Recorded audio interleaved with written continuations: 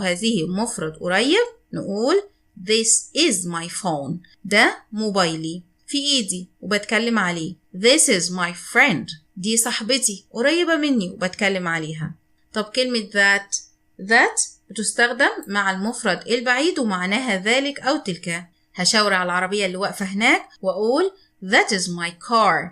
العربية دي بتاعتي بس بعيدة شوي. طيب نشاور برضو على المدرس That is your teacher. ده مدرسك واقف بعيد شوية. موضوع سهل وبسيط. تعال بقى ناخد الكلمة الثالثة كلمة these معناها هؤلاء حاجة جمع لكن قريبة مني. ناخد مثال These are my books. دي كتبي.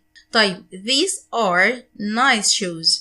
الجزمة دي شيك قوي وانا شايفها قدامي. يلا بينا نشوف اخر حاجة كلمة those يعني اولئك، وده بيستخدم لما اجي اشاور على حاجة جمع لكن بعيدة عني. ناخد مثال Those are my cousins.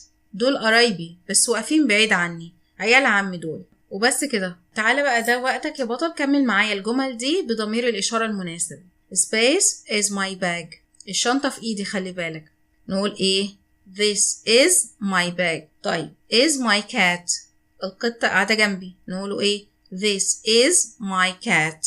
وهنا وصلنا لنهاية الدرس بتاعنا. افتكر دايما إن this, that, these, those مش بس كلمات، دول إشارة مهمة جدا بتوضح كل حاجة حواليك. جرب تكتب لي في الكومنتس جملة باستخدام أي واحدة فيهم، وما تنساش تعمل لايك وسبسكرايب للقناة عشان يوصلك كل جديد.